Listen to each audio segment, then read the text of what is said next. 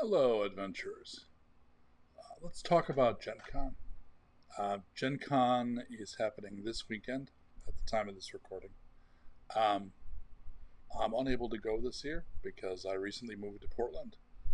Portland is amazing. I'm glad I'm here.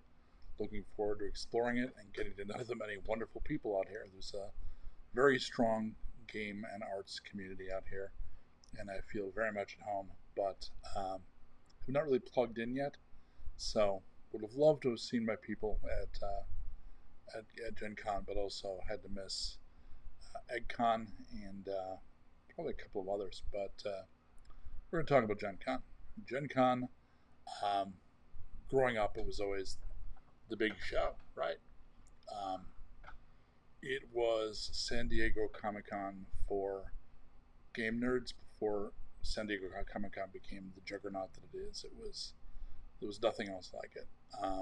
Eventually, as a professional, we started to think of the Essen show in Germany as a competitor, maybe not on the let's play games, meet people playing games kind of level, but on the introduce games, find new games, that level.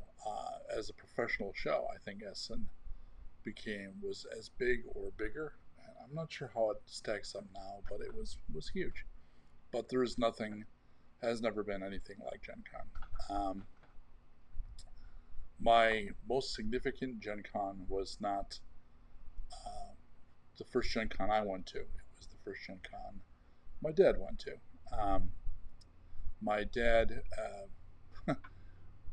he co-ran a company that did theatrical lighting, and he was involved in installing the stage lights in one of the clubs in the Playboy Club in Lake Geneva, and that was the site of one of the early Gen Cons. So he kind of got involved and then eventually got us all involved in the hobby because it was, what is this? He was always a big Lord of the Rings, Tolkien kind of fan. Um, Mom, even more so. Dad read some, but mom was a reader. She was a hardcore 60s, 70s.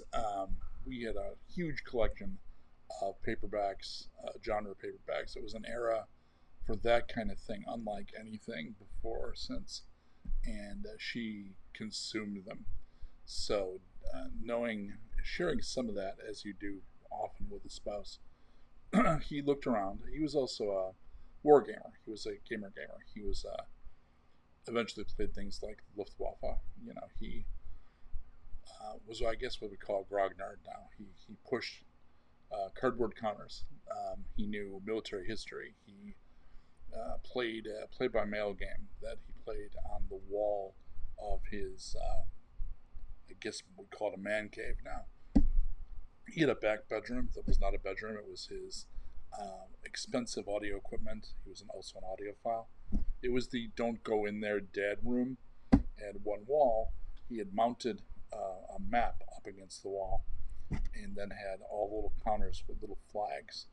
So when he'd get his move, he would change all the. It was fascinating to watch, and it was slow motion because it was by mail.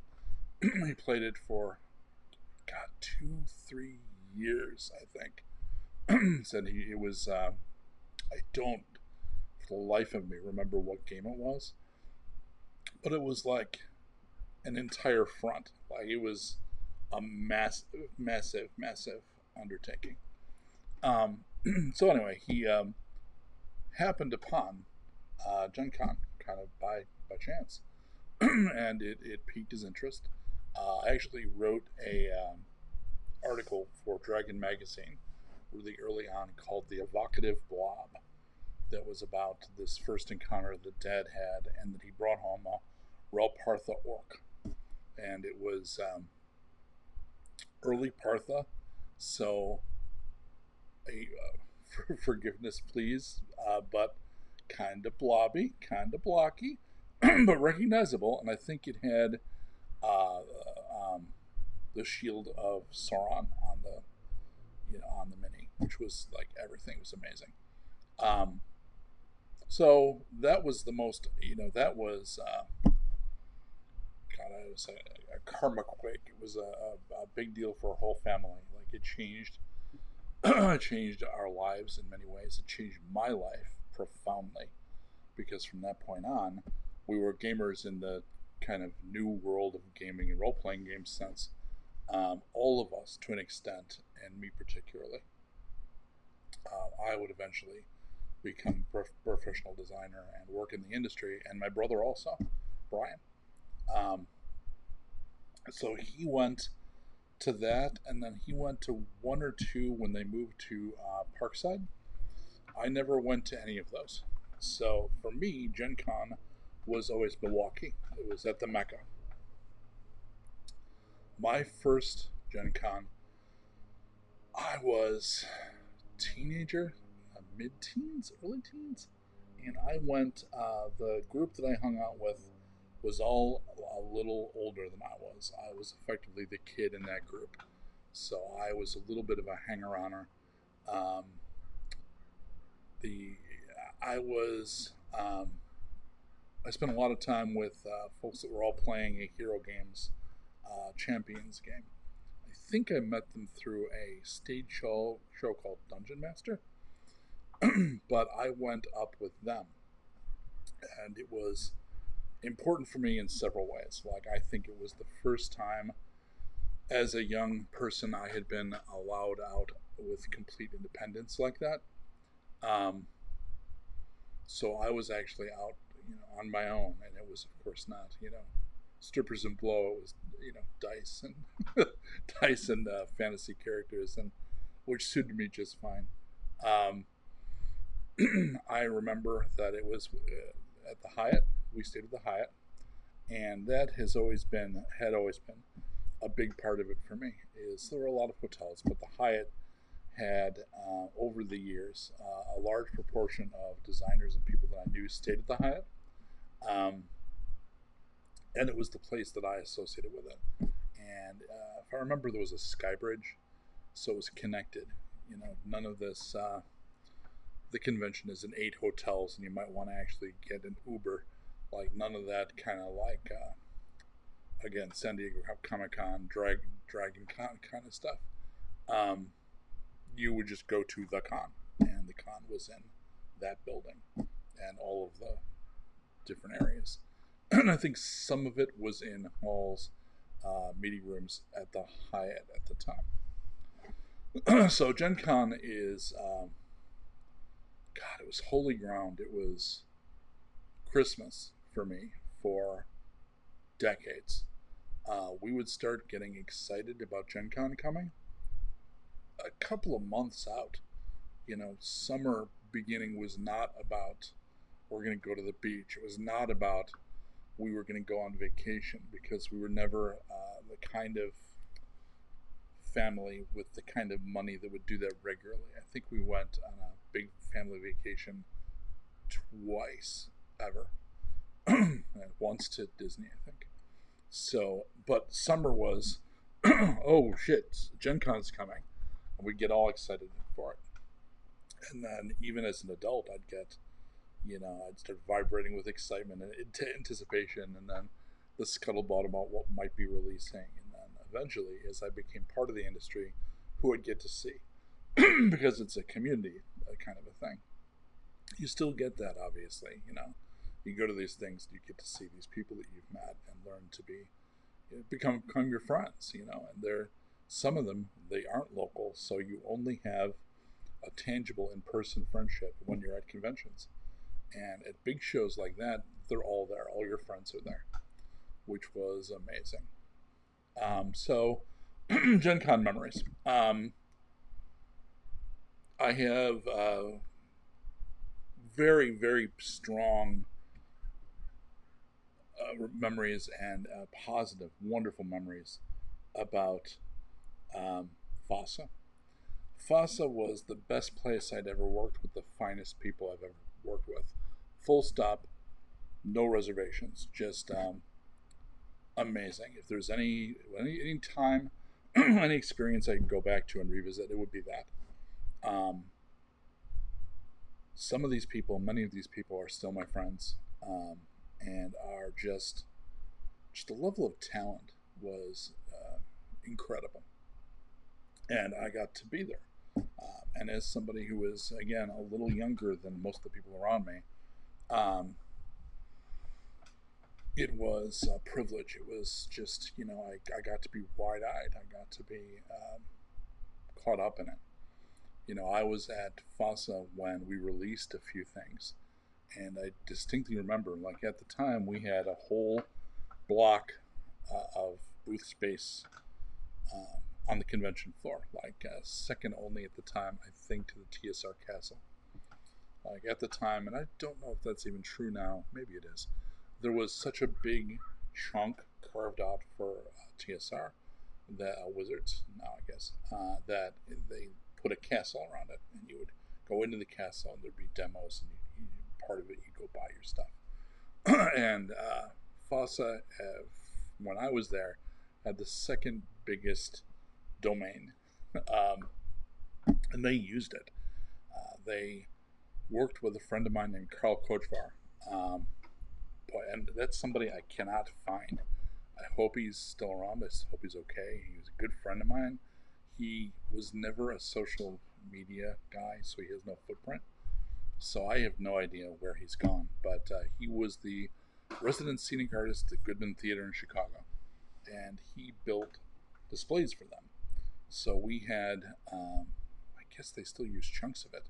I don't know, not anymore, I guess, but they did for a long time. They had a Shadowrun City, and the thing was massive, and it was lit, and you could play games in it, and it was honestly the inspiration for some of the terrain builds that I've done. I'm no Carl Kochvar, but I do pretty well. I was able to, I was so excited when I was able to make in-universe posters for Nuked, and make little tiny versions of them and plaster them on garbage cans and trees in my terrain. I was very excited about that, and that was something I definitely got from those builds. So we got to those booth experiences were amazing. People would just line up literally all around the convention floor to go through. And I know a couple of times we released on the floor in a big way, where they would bring in whole pallets and set them down and just open and sell off the pallet. And I'm pretty sure Shadowrun Second Edition was like that. Earth Dawn was like that. Again, I'm pretty sure I've had a couple of strokes. My brain is not. I used to have a really good memory. I kind of don't anymore. But it's all in there somewhere. But those experiences were just the excitement of the people seeing it. The buzz was unlike anything else. And we might have been the first, although I guess it's pretty common at San Diego Comic-Con, where we built an interior space in our booth where you couldn't even really see it, but it was a place you could do meetings with freelancers or do portfolio review, and you would just kind of disappear into the booth, which was pretty darn cool, honestly. So that was great. So number two experience of being there would be my time with FASA. And also a big thing back in the day was trading. Nobody really wanted to ship stuff home. So last day of the con, people you're working with, FASA would say, here's a big chunk of our product that we don't want to take home. Go out there and trade. We would go to other booths, other friends, other stuff we've been looking at, other stuff we were wanting to take a better look at. We would trade product. And with a company like FASA, we had high trading value. So I accumulated a massive collection of stuff that I had to get rid of as I moved and didn't have the space for it. But for a while, I had hundreds of books and games and so forth. It was massive. And it was also a wonderful experience, because every trade you're giving something to somebody who really wanted it, and vice versa, which was a positive from all directions and really cool. I'm not sure if that's even a thing anymore, but it was great. So my number one experience, after years of working as a freelancer and working for various companies, I worked in-house for Mayfair and FASA, And boy, as a freelancer back in the like 80s, 90s, early 90s, I worked for everyone at the time. Um, these days, there's hundreds of small companies, and I used to boast that I was familiar with and could run any game that there was, and there was a time where that was true, and the industry was small enough that you would say, "Here, I think I caught you, Universe. You've probably never run that." Like, oh yeah, I have. I could. My flex was that I was familiar with everything. I don't think you could even do that anymore, and that's just like because we've become such a huge community, and it's a good thing. But you couldn't do that, so it's more like I can become acquainted with anything you want me to run and run it in short order, as opposed to knowing all of them. So after years and years and years of, I think at that point, a decade or so doing that, I started out on my own, and I started a small company. And one of my big encouragers, one of my big Sam Lewis of FASA, again back to FASA being awesome and the people being awesome. Sam encouraged me. Sam was, yes, you should do this. And I started Pariah Press. And because I was a little emo darkling, I called it Pariah Press because I was convinced that on some level I was not respected or shunned or something. And I had a small booth. I forget exactly what year, but it was, um, I think it was the year that my daughter was still a baby and I was still married. And I had only my game, which was the first game I ever self published, called The Whispering Vault. Whispering Vault is what I called a heroic horror game. The idea was, could you do a horror game that was very deeply into the horrific elements, but you could still be heroic? And my answer was, you were Cenobite-like creatures, but you were kind of fighting these things called the Unbidden that were trying to screw up reality, and you were kind of like horror police detectives in a sense, where you would heal the universe, but you were horror creatures. Um, didn't sell terrifically well, but was a bit of a cult hit. Like people that are into kind of unusual indie games know about it, even now, I guess. Um, Eventually, I sold it and walked away. And then it went to someone else who kind of sat in the license for a while. But I guess it's back out and available. So if you look up Whispering Vault, you can still get it.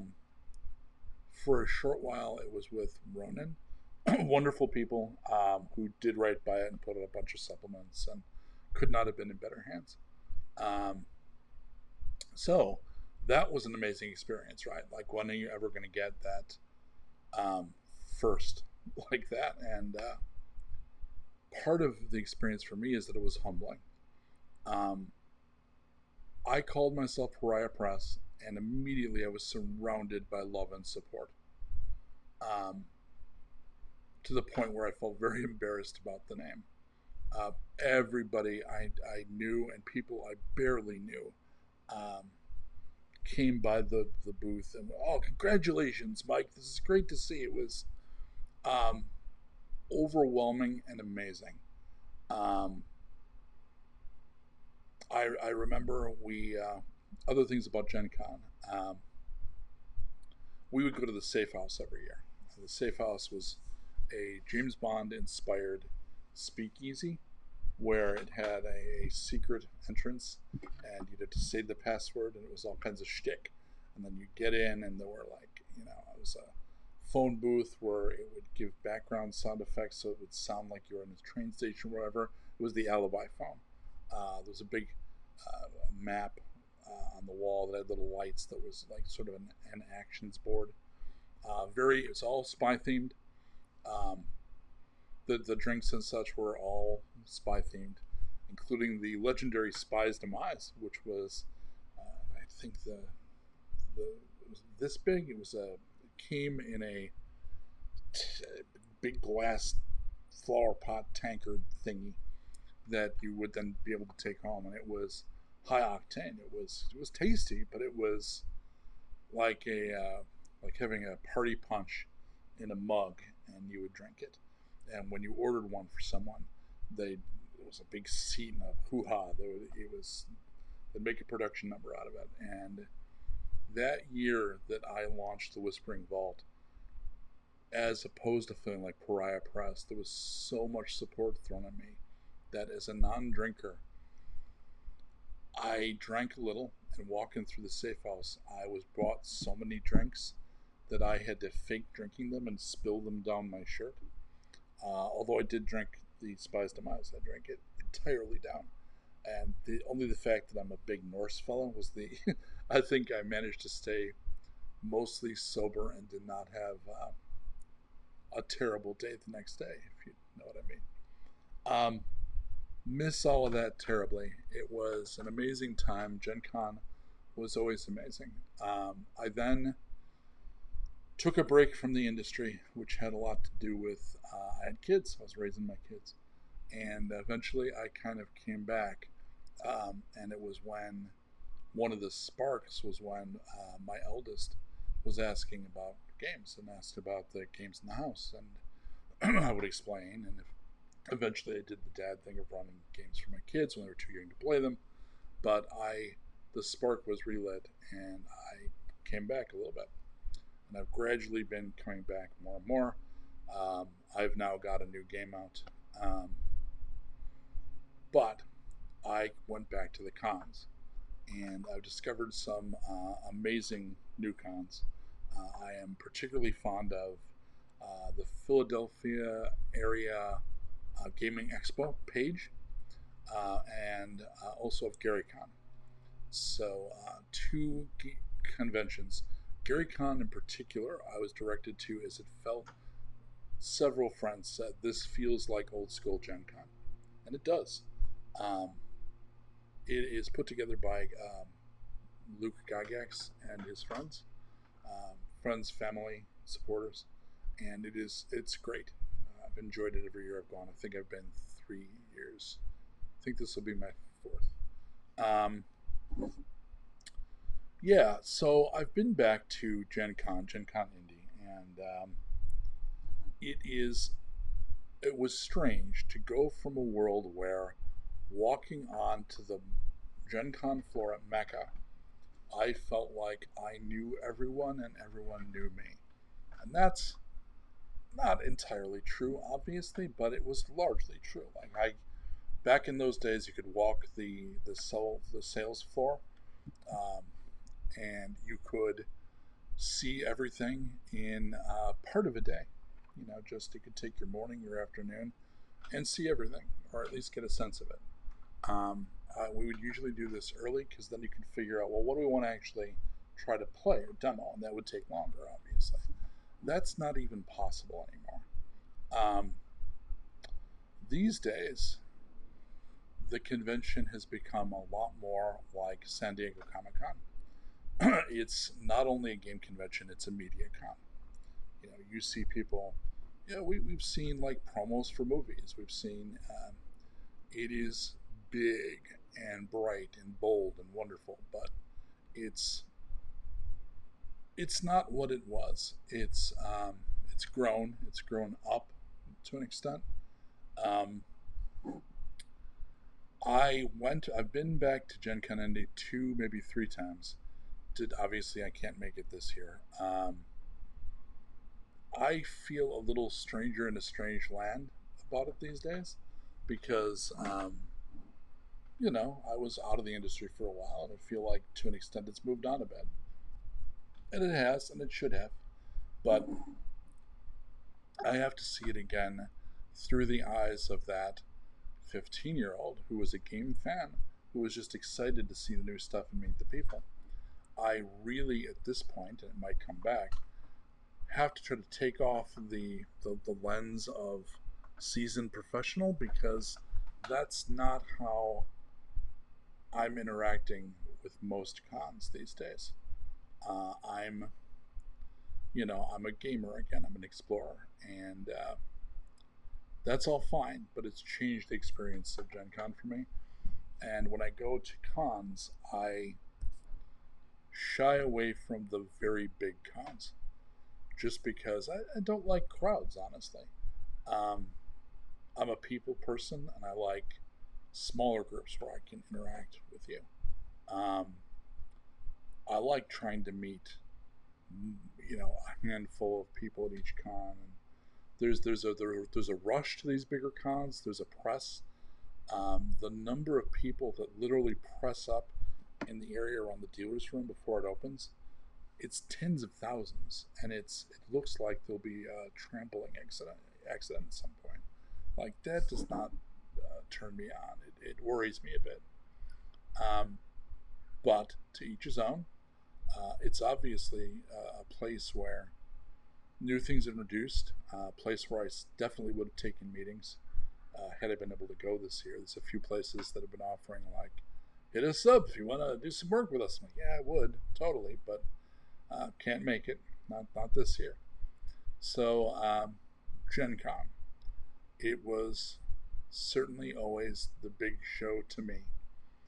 I'll always miss what it was. Um, it was important to me. It was exciting. It was fun. It was a cornerstone of my life and hundreds of people like me.